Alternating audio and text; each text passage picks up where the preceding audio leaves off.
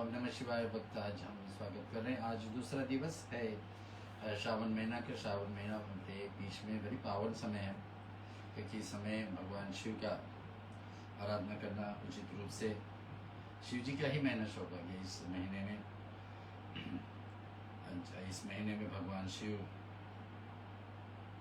ने ग्रहण गृह थे और जो विश्व प्रिय थे उसी के हिसाब से भगवान शिव का नीलकंठ नाम पड़ी और श्री भगवान उसको पूरे ब्रह्मांड को, देवलोक को, धरती लोक को, सभी को भगवान बचाए थे उससे। और ये सौभाग्य हमारे है कि इस पाठ को आपको बीच में इस महीने में, इस पवित्र महीने में श्रावण महीना में आपको बीच में लेकर पहुँचा रहे। शिव पुराण पूरे 30 दिन का कोशिश है कि पूरे 30 दिन तक आपके बीच में ये शिव महापुराण लेके आएंगे। चाहे एक अध्याय हो जाए, चाहे 2 हो जाए, जितने भी हो जाए, ये अध्याय के माध्यम से आपको बीच में शिव महापुराण। और इसके आज दूसरा दिवस है। दूसरा दिवस से आगे बढ़ाते रहेंगे पूरे 30 दिन। 28 अगस्त का ये इसका पूर्णाहुति है श्रावण पूर्णिमा के साथ में, इसको पूर्ण करेंगे। कुछ ध्यानमंत आपके बीच में पहले हम लोग सुने थे कल। शिव पुराण सुनने का महात्म एक तो होता है कि भगवान बताए कि कोई अगर जो घर पर संकल्प लेकर के शिव पुराण का स्थापना करें, पूरे महीने तक भी इस पाठ को श्रवण कर सकते हैं और करे अगर कोई, तो इसको उचित रूप से कि ज़्यादा से ज़्यादा मात्रा में देश विदेश से लोगों को बुला करके इसमें भाग लेना चाहिए। जितने लोग इसको श्रवण कर ले उतना ही लाभदायक है। तो शिव पुराण इतना महात्म है कि कोई भी जात कर लो, कोई भी बड़े से बड़े पाप किए होंगे, घोर पाप किए होंगे, सबको सब इसमें निमंत्रण दे करके में शामिल करना चाहिए। हमारे रात के लिए तो सौभाग्य है कि इसे श्रावण महीना है और श्रावण महीना के अंतर्गत है ये पाठ आपको बीच में प्रस्तुत। कुछ ध्यान मंत्र हम कहेंगे और स्तुति कल के विषय में सुने थे कि पार्वती मैया ने भगवान शिव को बताया कि मात्र एक पुराण ऐसा है जिसने जिस देवता के विषय में चर्चा है उसी ने ही इसको पहले बोले हैं। भगवान शिव का उत्पत्ति तो हम लोग जानते हैं, कोई भी ऐसा देवताओं के जन्म उत्सव अलग होता है, लेकिन शिव भगवान ऐसा है जिसका जन्म तिथि ना वार ना समय ना फिर किसी रूप से इसको समझा जा सकता है, क्योंकि भगवान शिव ब्रह्मा हुए, भगवान विष्णु हुए, इन्हीं के जन्म की तिथि कोई समय है ही नहीं। इन्हीं अवतारों का है। शिव जी का अवतार माने हनुमान जी, उनका तिथि पता चलता है चैत्र का पूर्णिमा पर है। विष्णु का अवतारों का तिथि पता है। राम जी का अवतार नवमी तिथि शुक्ल पक्ष से चैत्र में हुआ, कृष्ण का भादो महीना में, ऐसे से पता है। लेकिन इसको देखा जाए कि भगवान शिव का कब अवतार हुई, कब भगवान हमारे बीच में आए, इसका चर्चा आज तक कभी नहीं हुआ और होगा भी नहीं, क्योंकि भगवान आदिकाल से हमारे बीच में है। तो शिव भगवान की चर्चा हम लोग लेंगे। कुछ ध्यान मंत्र भी श्रवण करना है आपके साथ में और फिर तुलसी रानी हमारे साथ में 1-2 भजन आपको श्रवण कराएगी। ये भजन के साथ में अंतिम में भगवान शिव का सतनाम भी हम लोग सुनेंगे। तो इसका भी आप लाभ लीजिए, हमारे साथ जुड़े रहिए। करीबन 40-45 मिनट जोड़ और इस भाग को हम लोग आपके बीच में प्रस्तुत करने जा रहे हैं। आज हमारे साथ जुड़े आप। ओम नमः शिवाय और स्वागत है आप सभी को। श्रावण महीना का दूसरा दिवस और उसके साथ साथ में शिव महापुराण की चर्चा। आइए कुछ ध्यान मंत्र। श्रीमन महागणाधिपते नमः। ओम श्री सरस्वते नमः। ओम श्री लक्ष्मी नारायणायेभ्यो नमः। ओम श्री उमा महेश्वरायेभ्यो नमः। ओम वाणी हिरण्यगर्भायेभ्यो नमः। ओम सचिपुंद्रायेभ्यो नमः। ओम मातुपितृचरणकमलेभ्यो नमः। ओम इष्टदेवतायेभ्यो नमः। ओम कुलदेवतायेभ्यो नमः। ग्राम देवतायेभ्यो नमः। वास्तुदेवतायेभ्यो नमः। सर्वेभ्यो देवेभ्यो श्री गुरुचरणकमलेभ्यो नमः। ओम भूर्भुवः स्वः तत्सवितुर्वरेण्यं भर्गो देवस्य धीमहि धियो न प्रचोदयात्। ओम पंचवक्त्राय विद्महि महादेवाय धीमहि तन्नो रुद्र प्रचोदयात्। मंगलाचरण। ओम शन्नो मित्रा शन्नो वर्णा शन्नो भैतर्मा शन्नो इंद्रो बृहस्पति शन्नो विष्णु रुरुकमा नमो ब्रह्मणे नमस्ते वायो त्वमेव प्रतीक्षं ब्रह्म वदिष्यामि नित्यं वदिष्यामि सत्यं वदिष्यामि। ओम श्रीतजिः सत्यं वदिष्यामि हि तत्मावतु तत्वक्तां होतु मां होतु वक्तारम्। ओम शांति शांति शांति। भजन हम लोग तुलसीदास से एक भगवान शिव का भजन मंगलमय, फिर आज की कथा में प्रवेश। ओम नमः शिवाय, ओम नमः शिवाय, हर हर भोले नमः शिवाय। नमः शिवाय, ओम नमः शिवाय, हर हर गंगे नमः शिवाय। रामेश्वराय शिव रामेश्वराय, हर हर गंगे नमः शिवाय। रामेश्वराय शिव रामेश्वराय, हर हर गंगे नमः शिवाय।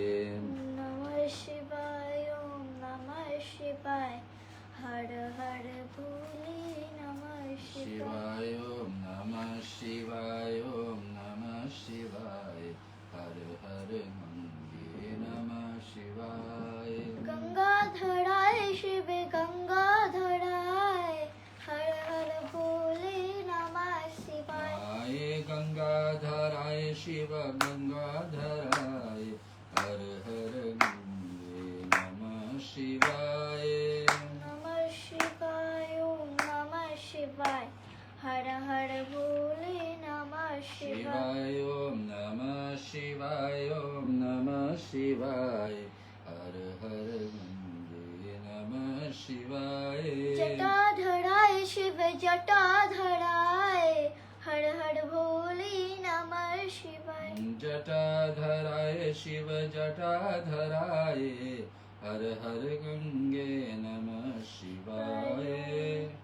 ओम नमः शिवाय, ओम नमः शिवाय, हर हर भोले नमः शिवाय। शिवाय ओम नमः शिवाय, ओम नमः शिवाय, हर हर गंगे नमः शिवाय। सोमेश्वराय शिव सोमेश्वराय, हर हर भोले नमः शिवाय। सोमेश्वराय शिव सोमेश्वराय, हर हर गंगे नमः शिवाय। विश्वेश्वराय शिव विश्वेश्वराय, हर हर भोले नमः तो शिवाय। शंकर भगवान की जय। बोलते क्या हम लोग सुने सी कथा प्रारंभ दिन से एक दिन पहले व्रत ग्रहण कर लेना चाहिए। मान लीजिए कोई संकल्प लेकर के इस कथा विधि को अपने घर पर बैठ करके श्रवण कर रहे हैं, तो पूरे महीने भर का, हफ्ते भर का, 2 सप्ताह का जितने समय के लिए संकल्प लिए हैं, तो जिस दिन शिव पुराण शुरू होना है उससे एक दिन पहले क्या कर लेना चाहिए, आपको व्रत ग्रहण कर लेना चाहिए। वक्ता को और कर लेना चाहिए, और वक्ता के लिए कर लेना चाहिए। और जिस दिन कथा हो रही हो उन दिनों प्रयत्न पूर्वक प्रातः काल सारा नित्य कर्म संचित होकर के तैयारी कर लीजिए। कथा का माध्यम 2 भाग में रहे, जैसे कि सुबह रहे और शाम के रहे। ऐसे विधान शिव महापुराण में लिखा है कि सुनने के सुनना चाहिए।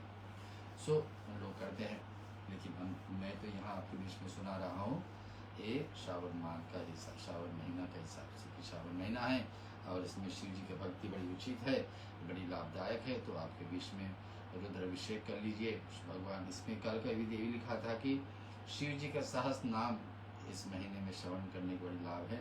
तो आपके बीच में हर सुबह हम लोग सहस्त्र नाम से हवन भी करते हैं, इसमें भी आप शामिल रहे आज सुबह, अन्यथा शाम के बेला में इस कथा को आगे बढ़ाते हुए। जो वक्ता और श्रोता अनेक प्रकार के कर्मों को भटक रहे हो, काम आदि से 6 विकारों से युक्त हो और इसी सांस में सुलझाना चाहिए। शौनक जी और सूर्य जी के बीच में संवाद है जो हमारे बीच में, क्योंकि असलियत में जो शिव महापुराण भगवान शिव ने बोले थे उसमें तो लाखों श्लोक है, लेकिन इसमें सूर्य जी और शौनक जी जो बीच में आया है और ये सिर्फ 24,000 श्लोक है। बहुत मातम घटाया गया, लेकिन फिर भी कलयुग के हिसाब से पर्याप्त है। ये लिखा हुआ है कि शौनक जी आप शिव पुराण सुनने व्रत लेने वाला पुरुषों के लिए जो नियम है वो बताइए, उन्हें भक्ति पूर्वक सुनो। नियम पूर्वक इस श्रेष्ठ कथाओं को सुनने के बिना किसी विघ्न बाधा के उत्तम फल की प्राप्ति होती है। जो लोग दीक्षा से रहित उनको कथा श्रवण का अधिकार। तो एक तो जरूरी है कि कथा श्रवण करे तो दीक्षा लिए रहे। वैसे तो कल भगवान बता चुके हैं क्योंकि निमंत्रण यहाँ से देश विदेशों तक भेजना चाहिए कि कोई भी इसमें शामिल हो जाए, इस कथा को श्रवण करे। तो अतः सुनो, कथा सुनने की इच्छा वाले सब लोगों को पहले वक्ता को दीक्षा ग्रहण कर लेना चाहिए। शिव पुराण के नियम है कि कोई व्यक्ति दीक्षा ना लिया हो तो दीक्षा लेकर के कथा श्रवण करे तो ज्यादा लाभ है। और जो लिखा है भूमि पर सोना, जो संकल्प लेकर बैठे कितने दिन, तो नियम है कि जमीन पर सो करके न विश्राम के बेला में जमीन पर ही सोए। ब्रह्मचारी का रूप, ब्रह्मचारी का व्रत पे रहे पूरे महीने भर या हफ्ते भर, जितने दिन आपका व्रत होता है, कितने दिन आपका शिव पुराण सुनते रहे। और उपवास रह करके अगर जो व्यक्ति सहन नहीं कर पा रहा तो शाम के बेला में एक बार भोजन ले लीजिए। भक्ति भाव से उत्तम शिव पुराण को सुने। इस कथा को व्रत लेने वाला पुरुष को प्रतिदिन एक ही बार हविषान भोजन करना चाहिए। सूर्य घटने के बाद एक बार भोजन लेना है तो ले सकते हैं, यहाँ लिखा हुआ। गरिष्ठ अन्न, दाल, जला, अनादि से लहसुन प्याज का यहाँ वर्जित बताया गया कि इससे दूर रहे इस समय। जिसने कथा व्रत को ले रखा जो पुरुष है ऐसा भोजनों से दूर रहे। कथावर्ती पुरुष प्रतिदिन सत्य, सोच, दया, मौन, सरलता, विनय तथा हार्दिक उदाव, यानी कि एक तो सत्य बोले, सत्य सुने, सत्य पे चले, ऐसा लिखा है। दोनों के लिए लिखा हुआ, श्रोता को और वक्ता को। दूसरे ज़्यादा से जितना जरूरी उतने बोले, मौन रहे ज़्यादा से ज़्यादा समय, सरल स्वभाव से रहे, विनय पूर्वक हार्दिक उदार तक रहे। ये सारी बातें, ये सारे नियमों को भगवान शिव के द्वारा इस ज्ञान को हम लोग को कल मिली थी। होम करने की शक्ति ना हो तो विद्वान पुरुष से कथा यथाशक्ति हवनीय अविचार ब्राह्मण को। तो अगर जो हवन करने का स्वयं शक्ति ना हो, व्यक्ति अस्वस्थ हो, ना कर पा रहा हो तो किसी और विद्वान ब्राह्मण से करवा लेना चाहिए। होता है हो पाएगा तो स्वयं कर लीजिए। तो ये दोनों का लाभ आपको बीच में मिल रही। इस श्रावण महीने में सुबह के समय हम लोग शास नाम से यज्ञ करते हैं और शाम के बेला में कथा लिए। निरंतरम से दोष शांति के लिए भक्ति पूर्वक शिव सहस्त्र नाम का पाठ अथवा श्रवण कर लेना चाहिए। आगे आपका कि आपके बीच में शिव सहस्त्र नाम से और सुबह पढ़ लीजिए, शाम का कथा। मुझे सुनो, शिव पुराण का यह सारा महत्व जो संपूर्ण अभिष्ट को देने वाला मैंने तुम्हें सुना दिया। शौनक जी और सूर्य जी के बीच में संवाद है। शुरू में भगवान शिव बोले थे, लेकिन इस जो शिव पुराण आपके बीच में हम लोग सुना रहे हैं, कलयुग के लिए लिखा है 24,000 वाले श्लोक। इसमें भगवत सारे विधि भगवान जब शौनक जी और सूर्य जी के बीच में हो जाती है बातें। अब मैं क्या सुनना चाहती हूँ तो श्रीमान शिव पुराण समस्त पुराणों बहाल का तिलक माना जाता है। तिलक कहाँ पर लगता है? मस्तक पर। तो तिलक माना जाने की सबसे उत्तम है। तो मस्तक कहाँ सबसे ऊपर स्थान पर होता है। तो तिलक लगता है मस्तक पर। और क्या है ये जितने पुराने सबका तिलक है, मैंने ऊंचाई इतनी महात्मा है। और यह भगवान शिव का अत्यंत प्रिय है, रमणीय तथा भव रोग निवारण करने के लिए। भगवान शिव बता रहे मेरा रूप है। दो जगह पर भगवान अपने आप को अपना रूप माने हैं। एक बिल वृक्ष को भगवान कहते हैं हमारे रूप है, दूसरा शिव महापुराण को बताते हैं। फिर आगे क्या लिखा है? रमणीय तथा भव रोग निवारण करने वाला, जो सदा भगवान शिव का ध्यान करते हैं, जिनकी वाणी शिव के गुणों को स्तुति करती है और जिनके दोनों कानों में से उनकी कथा सुनते उस जीव का जगत उन्हीं का जन्म लेना सफल हो गया। व्यक्ति जीवन में अगर जो शिव पुराण सुन लिए तो समझना शिव पुराण कह रहे कि उसके जन्म लेना ही सफल हो गया। क्योंकि जीवन में और कुछ कर लिए लेकिन शिव पुराण ही ना सुन पाए तो जीवन अधूरा। इसका निश्चय ही संसार सागर में पार हो जाता है। भिन्न भिन्न प्रकार के समस्त गुण जिनके सच्चिदानंद रूप स्वरूप में कभी स्पर्श नहीं करते हैं, जो अपनी महिमा से जगत का बाहर और भीतर भासमान है, तथा जो मन के बाहर और भीतर वाणी एवं मनोवृत्ति रूप से प्रकाशित होते हैं, उन आनंद घन रूप परम शिव जी को शरण लेता है। ऐसा व्यक्ति जो शिव पुराण जीवन में एक बार भी श्रवण कर लेता है तो उसका भगवान शिव उसका भक्ति स्वीकार करते अपने ध्यान पर अपनी जगह। ये यहाँ पर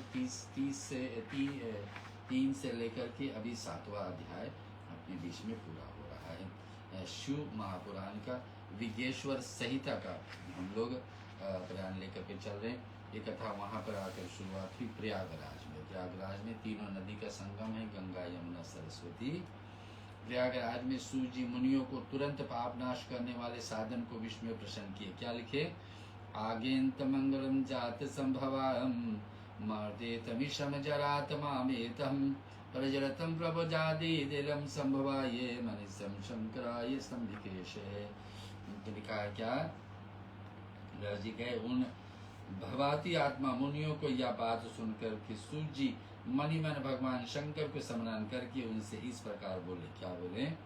कि सुनो, जब सूर्य जी और शौनक जी के बीच में बात हो रही तो उसमें उदाहरण दे रहे कि भगवान शिव कैसे बोलते हैं कि इसी चिंता में हमारा मन सदा व्याकुल रहती, परोपकार समान दूसरा कोई धर्म नहीं। परोपकार यानी दूसरों को भलाई के लिए कोई कुछ करता है, इससे बड़ा कोई धर्म नहीं। अपने लिए तो सब जीते, अपने लिए सब पकाते, अपने लिए सब कमाते, लेकिन दूसरे के लिए कुछ किया उससे बड़ा धर्म नहीं है।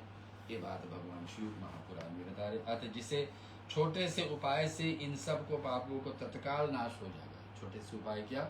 शिव महापुराण के कुछ श्लोक, कुछ कथा, कुछ उचित समय पर कलम में सुने, उचित समय पर उचित स्थान पर पढ़ा जाए, सुना जाए तो उसका फल और गुना बढ़ जाता है। शिव पुराण का परिचय। सूर्य जी बता रहे साधु महात्माओं अपने बहुत अच्छे प्रश्न किए हैं।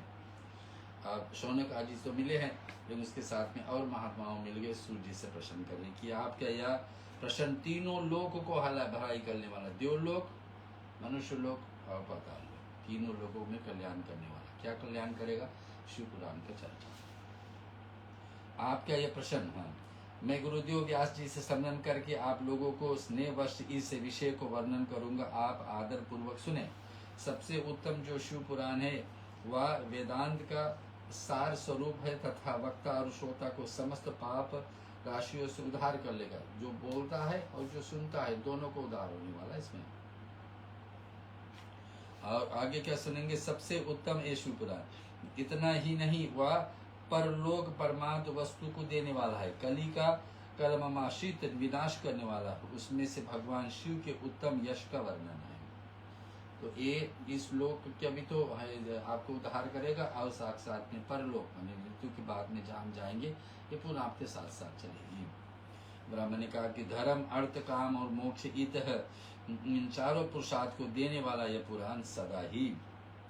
तो चारों जीवन में क्या चाहिए? चार चीज, धर्म, अर्थ, काम और मोक्ष।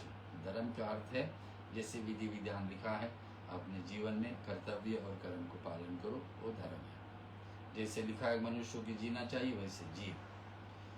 अर्थ क्या है? संसारिक चीज, वस्तु जो हम चाहते हैं, जो हम चाहे वो मिल जाए तो अर्थ पूरा।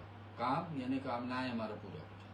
और फिर अंत में धर्म पे चले, इच्छाएं पूर्ण हुई, कामनाएं पूर्ण हुई और जो वस्तु चाहिए वो मिल गई, अंत में क्या? मोक्ष मिल गया। लेकिन इसमें से एक टूट जाएगी तो फिर व्यक्ति की कामना नहीं पूरा होगा तो व्यक्ति फिर गलत कर्म कर सकता है पाने के लिए। व्यक्ति की अर्थ पूरा ना हुआ तो फिर भी बिगड़ सकता है। धर्म पे नहीं चला तो बिगड़ सकता है। ये चारों हो जाए, ये तीन हो जाए तो धर्म, फिर उसके लिए मोक्ष तो सरल हो जाता है। यहाँ बताते हैं चारों प्रदान करने वाले शिव महापुराण है।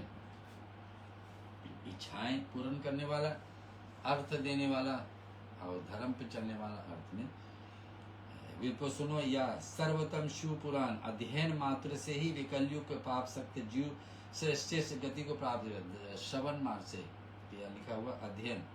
पहला है, दो तीन चीजें इसमें हैं। पहला है कि किसी पाठ को श्रवण कर लेना, सुन लेना। दूसरा उसको अध्ययन करके समझ लेना। तीसरा फिर उस पर चलने लगा, जैसे भगवान बताएंगे उपाय के क्या करना, उस पर चलने लगा। ये तीनों हो जाए तो सर्वश्रेष्ठ भोजन। आपके बीच में शिव महापुराण की चर्चा श्रावण महीना का लाभ लेते हुए अब इसकी कथा को मांग रहे हैं, आगे बढ़ा रहे, सुनेंगे। भजन सुनो। व्यास जी बता रहे सूर्य जी ने ये वचन सुन करके सब महर्षि बोले, अब आप हमें वेदांत अनुसार स्वरूप अद्भुत शिव पुराण की कथा सुनाए। सूर्य जी बताए, आप सब महर्षि गण रोग शोक से रहित कल्याण में भगवान शिव का स्मरण करके पुराण उत्तरपार शिव पुराण की जो वेद के सार तत्व से प्रकट हुआ है कथा सुनाई। शिवपुराण भक्ति, ज्ञान और वैराग्य, इन तीनों को प्रतिपूर्वक ज्ञान किया जाता है। और वेदांत वेग सदस्य विश्व रूप से वर्णन किया गया। तो क्या क्या देने वाला? ए शिवपुराण ए चार, ए भक्ति सुनेंगे हम। क्या देने वाला? भक्ति। व्यक्ति किसी का भक्ति कमजोर है तो भक्ति में रुचि बढ़ेगी, जिसका रुचि बढ़ा हुआ है तो पूरा करेगी। दूसरा क्या? ज्ञान, ज्ञान बढ़ाएगी। कृष्ण गीता में बताते सस्ते वस्तु, उत्तम वस्तु किसी के पास कुछ है तो उनका ज्ञान। भक्ति हो गई, ज्ञान हो गया। तीसरा क्या? वैराग। वैराग के मतलब बुरी आदतों को छोड़े, त्याग करे। तो तीनों चीज प्रदान करने वाली एक शिव महापुराण है। इन तीनों को प्रीति पूर्वक ज्ञान किया जाता है। वेदांत वेग सदस्य विषय का यहाँ लिखा हुआ है कि 6 कुलों को महर्षि परस्पर वाद विवाद करते हुए कहने लगे, अमुक वस्तु सबसे उत्कृष्ट और अमुक नहीं है। उनके इस विवाद को अत्यंत महान रूप धारण कर लिया गया। तब से तब वे सब अपनी शंका के समाधान के लिए सृष्टिकर्ता अविनाशी ब्रह्मा जी के पास गए और हाथ जोड़ के विनय भरी वाणी से बोले कि प्रभु, आप संपूर्ण जगत को धारण पोषण करने वाले तथा समस्त कारण के कारण हैं। अब मुझे यह भी जानना चाहते कि संपूर्ण तत्वों को परे परतपार पुराण पुरुष कौन है। ब्रह्मा जी से जाकर एक बार प्रश्न किए कि समाज के कल्याण के लिए, लोक को कल्याण के लिए बताइए कि पुराण पुरुष कौन है। कौन जा रहे हैं? ऋषि मुनि सब।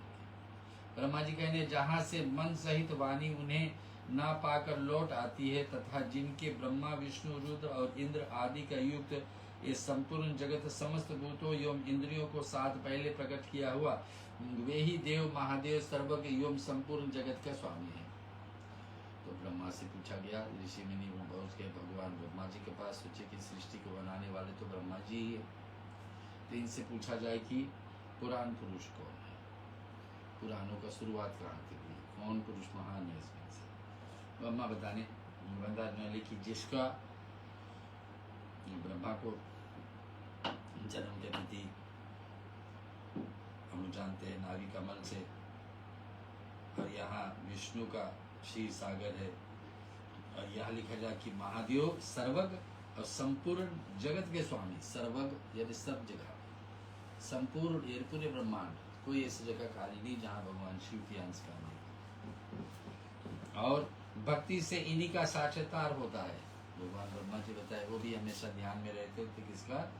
शिव जी का। और फिर बता रहे कि भगवान विष्णु भी सबसे भक्ति से इनका साक्षात्कार होता है। कोई व्यक्ति में भक्ति में कमजोर है तो भक्ति के लिए मनुष्य का जन्म होता है। भक्ति भी कोई कमजोर है तो उनके लिए भी उपाय क्या है कि भगवान शिव जी से आगे बढ़ाए।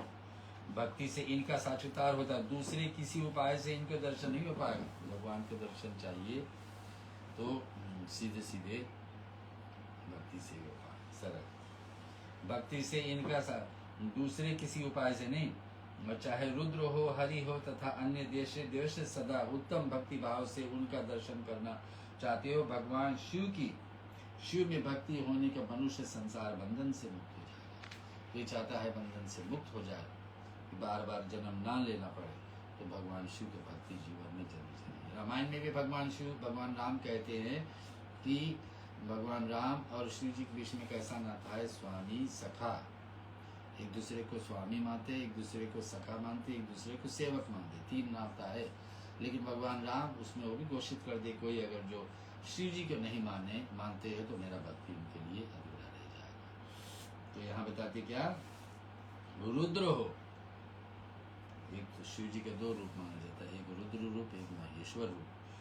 तो रुद्र रूप हो, हरि हो, श्री हरि विष्णु, हर तथा अन्य देवेश्वर सदा उत्तम भक्ति भाव से उनका दर्शन करना चाहते हो।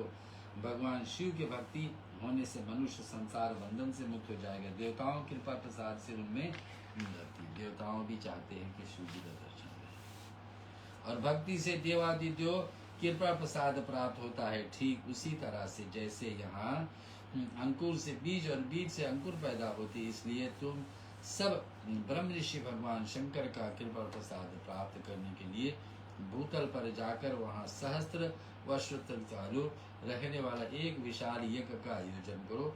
यज्ञपति भगवान शिव ही कृपापति वेदोत विज्ञा से सारभूत साध्य में साधन का ज्ञान होगा। तो ऐसे ऋषि मुनि ने जब जाकर के ब्रह्मा जी से प्रश्न मांग किए कि भगवान ये जो सर्वश्रेष्ठ देवता है उसके विषय में चर्चा करो, पहले नाम बताओ, फिर उसको दर्शन कैसे होगी। तो ब्रह्मा जी ने सारे देवताओं को आदेश दिए कि आप भूलोक चले जाओ, यानी धरती पर, और बड़े यज्ञ आरंभ करो। ये आरंभ यज्ञ पूरा होगा तब शिव जी का दर्शन हो पाएगा। ऐसा बात शिव पद की प्राप्ति के साध्य है कि उनकी सेवा ही साधन है तथा उनके प्रसाद के जो नित्य नैमित्तिक आदि फलों को और से निष्प्रद होता है वह साधक है। तो भगवान शिव के भक्ति जाना है तो फिर क्या करना? सबसे पहला नित्य करना है, हर दिन प्रतिदिन, कोई एक दिन छूट नहीं जाए कि शिव जी का स्मरण नहीं हुआ। नहीं कर पा रहे तो फिर कमजोरी है, फिर आप भक्ति में श्रद्धा नहीं है, कुछ कमी है, कुछ न कुछ में और आप व्यस्त रहे लेकिन शिव जी की भक्ति ही नहीं कर पाए। तो पहला नियम है शिव जी को पाने के लिए, शिव जी के दर्शन के लिए क्या कि नित्य कर्म, नित्य भक्ति में लगे। और फिर आगे क्या होगा यहाँ लिखा है, सुनेंगे, वही सर्व का लिखा हुआ है, वही स्वरूप लिखा हुआ है कि वही सलोक आदि के कर्म से प्राप्त होने वाला मुक्ति देती। उन पुरुषों के लिए भक्ति के अनुसार उन सबको उत्कृष्ट फल की प्राप्ति हो जाती है। पहले हर दिन प्रतिदिन भगवान शिव को प्रसन्न करने के लिए बहुत सारे उपाय है। एक है तो व्रत रखना, एक है लिंग के अभिषेक करना, एक है कथा आप श्रवण करें, 1000 नाम को बोले, ये सब उपाय है भगवान को पाने के लिए। और उस भक्ति के साधन अनेक प्रकार के जिनके आप मैंने आपको सुना दिए। कान में भगवान की नाम गुण और लीलाओं को श्रवण, कानों से कैसे भगवान की भक्ति होगी? भगवान का नाम, सबसे उत्तम नाम क्या है? भगवान का 1000 नाम जो हर दिन सुबह में सुना रहा है। तो कानों में क्या? भगवान का नाम, उस भक्ति साधन को अनेक प्रकार। तो पहला क्या किया गया? कान में भगवान के नाम और गुण, लीला, फिर भगवान की कथा। एक है नाम, नाम में क्या? सहज नाम से। लीला, लीला में क्या? भगवान शिव पुराण जो अभी आप सुन रहे नाम सुना दिए। भगवान का नाम पहला, दूसरा है लीला शब्द। वाणी के द्वारा उनका कीर्तन करो, फिर मुख से भगवान के भजन, कुछ भी नहीं तो ओम नमः शिवाय, ओम नमः शिवाय चलते जाओ। अकेले कैसे कल्याण है? पहला है कानों से भगवान की नाम सुन लेना। भगवान की लीला कहाँ कहाँ है? तो शिव पुराण में भगवान ने क्या क्या कर की है, भगवान के साथ में कैसे संतान आई, भगवान किस कारण से संतान को लाए। मनुष्य उनका अलग लक्ष्य होता है, देवताओं का अलग लक्ष्य होता है। संतान देवता के कोई कारण होता है तभी संतान आते हैं। तो कानों से भगवान के नाम, गुणगान और लीला श्रवण करे, भगवान जो बोले, भगवान जो लीला किए। वाणी द्वारा उनका कीर्तन भजन करें, भगवान का भजन करें तथा उनका मनन करें। और इन तीनों में महान साधन कहा जाता है। कानों में नाम, भगवान की कथा, भगवान के मुख से भजन, इन तीनों महान। तात्पर्य यह है कि महेश्वर श्रवण, कीर्तन और मनन करना चाहिए। महेश्वर को श्रवण यानी सुने, मनन की कीर्तन और मनन। यह श्रुति का वाक्य है कि हम सब के लिए प्रमाणभूत हैं। ये सबसे प्रमाण है कि आप कर करके देखो, भगवान के करीब कितना जा सकते हैं, भगवान के नाम सुनने में, भगवान की कथा सुनने में और भगवान का नाम बोलने में, यानी भजन के रूप में। इसी साधन से संपूर्ण मनोरथों को सिद्धि लगे हुए आप लोग परम साध्य को प्राप्त कर लोगे। भगवान शिव बताए, भगवान शिव के पुराण के विषय में चर्चा। लोग प्रत्यक्ष वस्तु को आंखें से देखकर उसमें से प्रवृत्त होते हैं, परंतु जिस वस्तु को कहीं भी प्रत्यक्ष दर्शन नहीं होती उसे श्रवण मात्र से ही ये द्वारा जान सुन करके मनुष्य उसकी प्राप्ति के लिए चेष्टा करता है। तो यहाँ लिखा है, परंतु जिस वस्तु को कभी प्रत्यक्ष दर्शन नहीं कर सकते हम, ये साक्षात में भगवान को कथा को सुनना है, उनका नाम को श्रवण करना है, उन भगवान का भगवान जो लीला की उसको मनन करना, मन में उतारना, भगवान को मुख से कीर्तन भजन, उसके द्वारा गुरु के मुख से तत्व सुन करके श्रेष्ठ बुद्धि वाला विद्वान पुरुष अन्य साधन कीर्तन एवं मनन की सिद्धि कर लेता है। श्रेष्ठ बुद्धि वाला व्यक्ति जो चाहता है भगवान शिव के भक्ति, उसमें किसी भी देवता को भक्ति चाहता है तो शिव शुरुआत कहाँ से है? शिव जी से। शिव पुराण बता रहे। फिर सब प्रकार के लौकिक आनंद भी विलीन हो जाता है। फिर व्यक्ति संसार का सुख नहीं खोजेगा। जो भगवान के शिव के भक्ति में लीन हो जाएगा, संसार सुख नहीं ढूंढेगा। फिर उसमें यही रहेगा कि जितने हो सके भगवान के हम शिव जी की आराधना करते हैं। भगवान शंकर की पूजा, उनके नामों को जप तथा उनके गुण, रूप, विलास और नामों का युक्ति परायण चित्त के द्वारा निरंतर परिशोधन और चिंतन होता है, उसकी मनन कहा जाता है। महेश्वर का कृपा दृष्टि उपलब्ध होता है। उस समस्त श्रेष्ठ साधनों को प्रधान या प्रमुख कहा जाता है। मनन, श्रवण, सुने, श्रवण, मनन और वाणी से भगवान का भजन। सूर्य बोले, मुनीश्वर, इस साधन का महत्व बताने वाले प्रसंग में आप लोगों के लिए एक प्राचीन वृत्तांत वर्णन करूंगा जो ध्यान देकर के आप सुने। पहले की बात है कि पराशर मुनि पुत्र मेरे गुरु वेद व्यास जी सरस्वती नदी पर सुंदर तपस्या करते। एक दिन सूर्य तुल्य तेजस्वी विमान की यात्रा करते हुए भगवान सनत कुमार अगस्त मार्ग से वहां पहुंचे। उन्होंने मेरे गुरु को वहां देखा तो वे ध्यान में मगन थे। और ध्यान में मगन थे। उसी जगने पर उन्होंने ब्रह्मपुत्र सनत कुमार के अपने सामने उपस्थित देखा। देखकर वे बड़े वेग से उठे और उनके चरणों में प्रणाम करते करके मुनि ने उनते अर्थ दिया और देवताओं को बैठने योग आसन भी अर्पित किया। तब प्रसन्न हुए भगवान सनत कुमार विनीत भाव से खड़े होकर व्यास जी से गंभीर वाणी से बोले। क्या बोले? मुनि सुनो, तुम सत्य वस्तु चिंतन करो। यह सत्य पदार्थ भगवान शिव है जो तुम्हारे साक्षात्कार के सचकार विषय होंगे। भगवान शंकर जी श्रवण, कीर्तन, मनन, तीन चीज है ना। श्रवण सुन लेना, मनन जीवन में उतार लेना और फिर कीर्तन। ये तीन महत्व से साधन कर रहे हैं। तो ये सनत कुमार कथा बता रहे। दूसरा सूर्य बता रहे कि मुनि साधन समेत की बात है कि पराशर मुनि का विषय में आया। पूर्व काल में दूसरे से दूसरे साधन सम्राट बढ़ करके घूमता घामता मंदराचल पहुंचा और वहां पर तपस्या करने लगा। तदंतर महेश्वर शिव जी की आज्ञा से भगवान नंदी केश्वर वहां पर आए। शिव जी की कृपा से नंदी वहां पहुंचे। नंदी क्या करेंगे सुनेंगे। वे सबके साक्षी तथा शिव गणों को स्वामी भगवान नंदीकेश्वर मुझे स्नेह पूर्वक मुक्ति का उत्तम साधन बताने लगे। नंदी क्या बताएंगे मुक्ति का साधन? सुनेंगे कि भगवान शंकर श्रवण, कीर्तन, मनन, वही तीन बातें नंदी बोल रहे। ये तीनों साधन वेद समस्त है और मुक्ति के साक्षात कारण है। यह बात स्वयं भगवान शिव जी के मुंह से कही है। भगवान शिव ने स्वयं मुझसे कहे। नंदी बता रहे श्रवण, कीर्तन और मनन। और यहाँ बात स्वयं भगवान शिव ने मुझसे, अत ब्राह्मण तुम श्रवण माध्यम से तीनों साधनों को अनुष्ठान करो। नामों को सुनो। भगवान के साथ नाम सुबह सुबह हवन कर रहे, नहीं स्वयं कर पा रहे तुम सुने तो उन नामों को सुनो। और क्या नाम सुनेंगे और क्या भगवान के लीला का सुनो, कथा। और तीसरा भगवान का भजन। अतः यह बात स्वयं भगवान शिव ने मुझसे कहा। तो व्यास जी ने बारंबार ऐसा कहा करके अनुगामियों सहित ब्रह्मपुत्र सनत कुमार को परम सुंदर ब्रह्म धाम को चले गए। इस प्रकार से पूर्व काल में इस उत्तम वृतांत को मैंने संक्षेप में वर्णन किया कि भगवान शंकर ने स्वयं नंदी से बताया कि श्रवण, कीर्तन और मनन, ये तीन चीजें भगवान को एक व्यक्ति से बहुत पसंद है। इसमें ज्यादा कुछ आपको करना नहीं।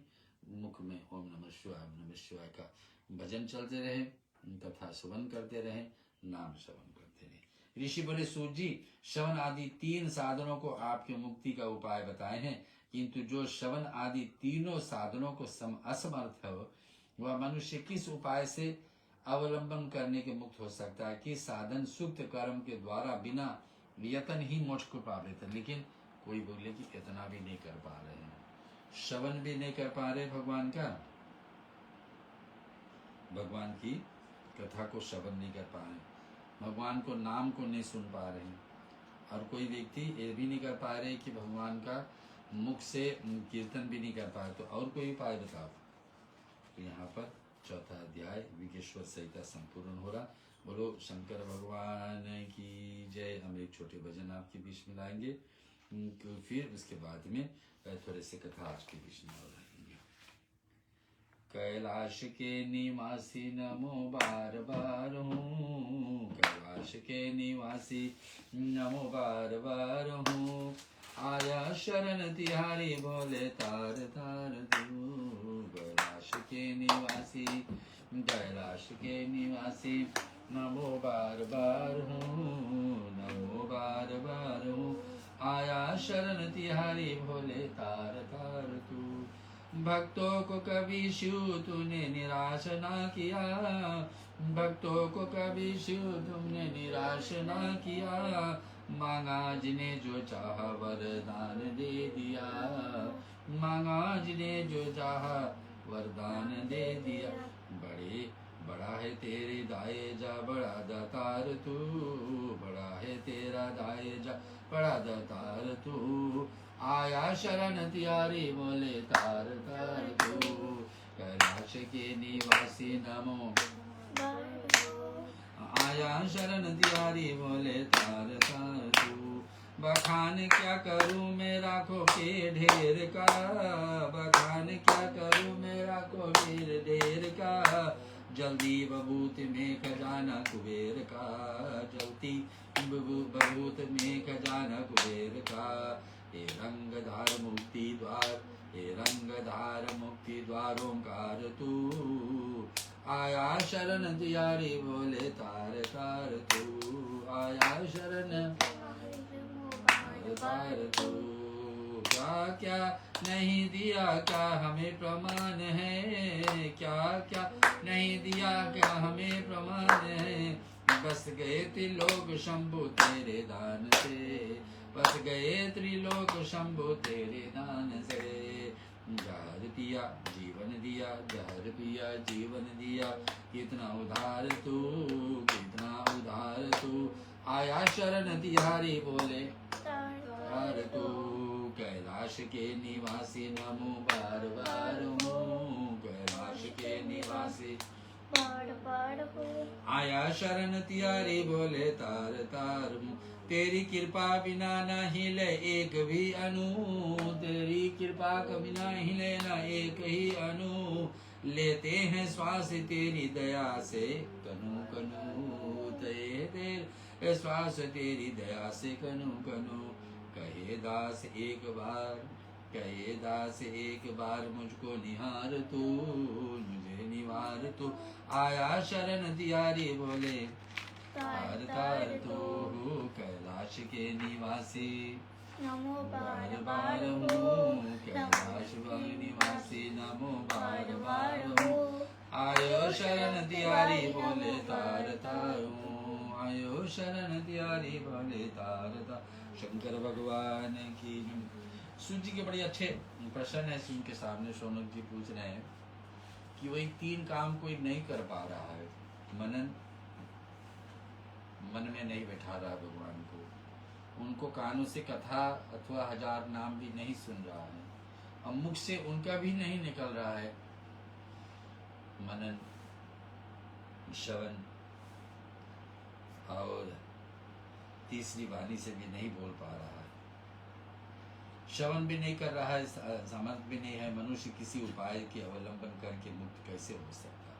भगवान शिव लिंग एवं साकार विग्रह का पूजा का रहस्य तथा महत्व क्या है। पहला तो उपाय भगवान बता जी भगवान की भक्ति पाने के लिए। पहले ब्रह्मा जी के पास सारे देवता होंगे, देवताओं ने बताया कि सबसे श्रेष्ठ महादेव उन्हीं के पास पुराण पुरुष।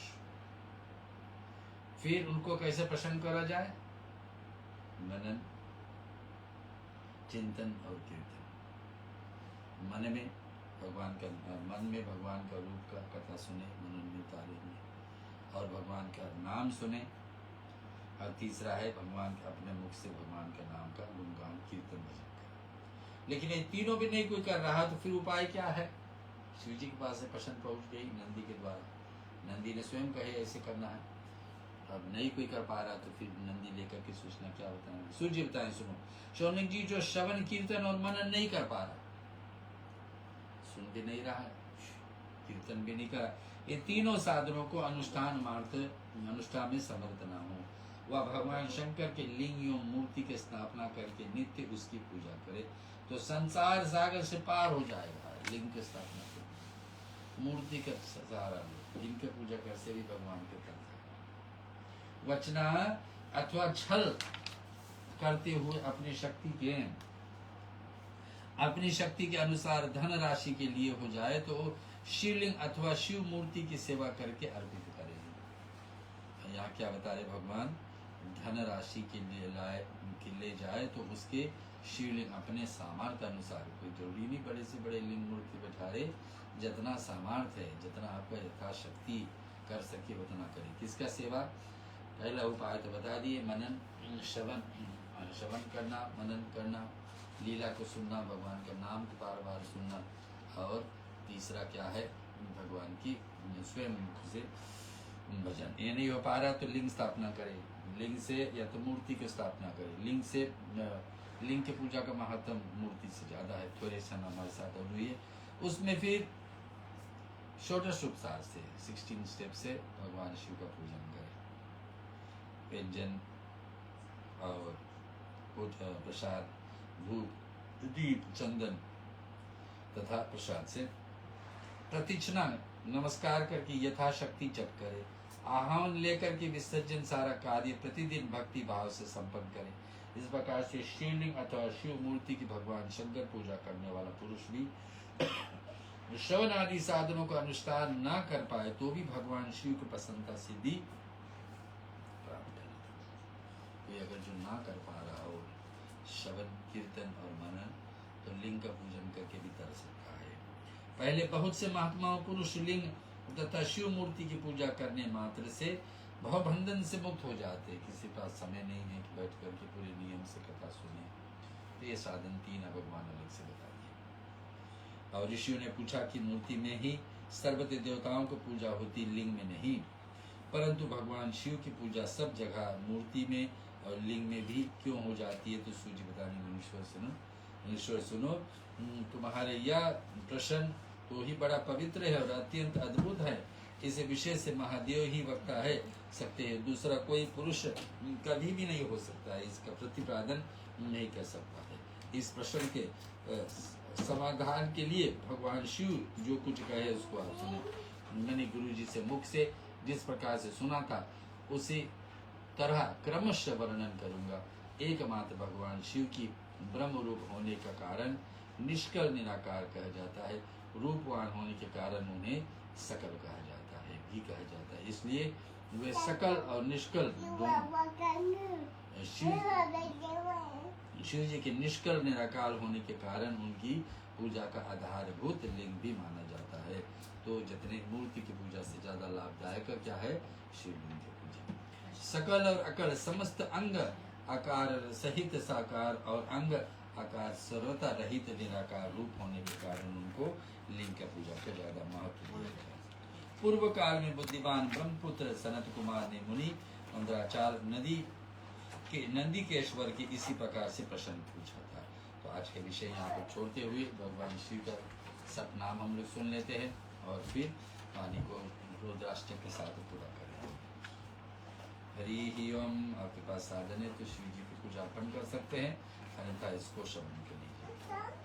ओम शिवाय नमः, ओम महेश्वराय भ्यो नमः, ओम शंभुवे नमः, ओम पिनाकिने नमः, ओम शशिशेखराय नमः, ओम वामदेवाय नमः, ओम विरूपक्षाय नमः, ओम कपालदिने नमः, ओम नीललोहिताय नमः, ओम शंकराय नमः, ओम शूर्पणाय नमः, ओम खटवागिने नमः, ओम अंबिकानाथाय नमः, ओम श्रीकंठाय नमः, ओम भक्तवत्सलाय नमः, भवाय नमः, ओम सर्वाय नमः, त्रिलोकेशाय नमः, ओम शीतिकंठाय नमः, शिवप्रियाय नमः, ओम उग्राय नमः, कपालिने नमः, ओम कामार्ये नमः, अंधकार सूदनाय नमः, ओम गंगाधराय नमः, ललाट छाय नमः, ओम श्री कालकालाय नमः, कृपानिधे नमः, ओम भीमाय नमः, परशुहस्ताय नमः, ओम मृगपनाय नमः जटाधराय नमः ओम कैलाशवासिने नमः कविचने नमः ओम कठोराय नमः त्रिपुरांतकाय नमः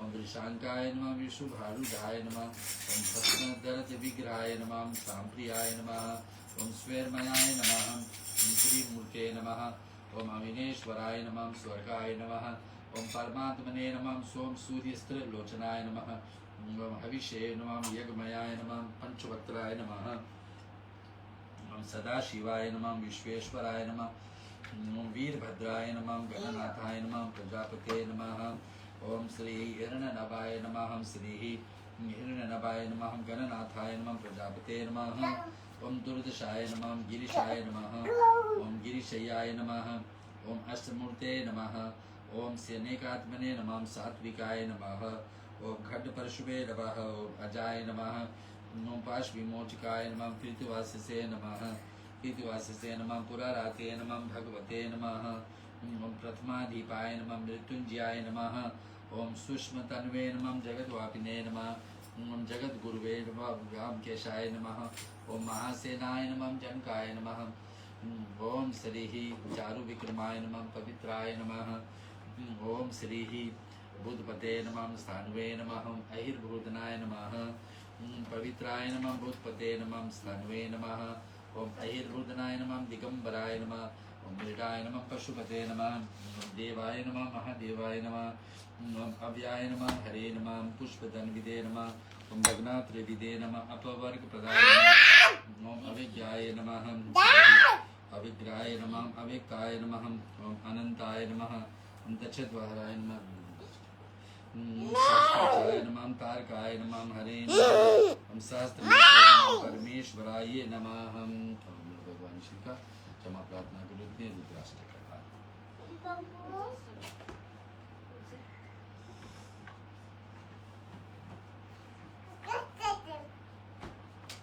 नमामि शमीशान निर्वाण रूपं विभम व्यापकं ब्रह्म वेद स्वरूपं निजं निर्गुणं निर्विकल्पं निरीहं चिदाकाशमाकाशवासं भजेऽहं निराकार ओंकार मूलं तुरीयं गिराज्ञानगोतीतमीशं गिरीशं करालं महाकालकालं कृपालं गुणागाध संसारपालं नतोऽहं तुषारादिसङ्काश गौरं गम्भीरं मनोभूतिकोटिप्रभासि शरीरं सपं मौलिकल्लोलिमीचारुगं लसद्भालुभालेन्दुकण्ठे भुजङ्ग चलत्कुण्डलं भूसुनेत्रं विशालं प्रसन्नाननं नीलकण्ठं दयालम् मृगाधीश चर्मन मुण्डमालं प्रियेशं कदं सर्वनाथं भजामि कष्टं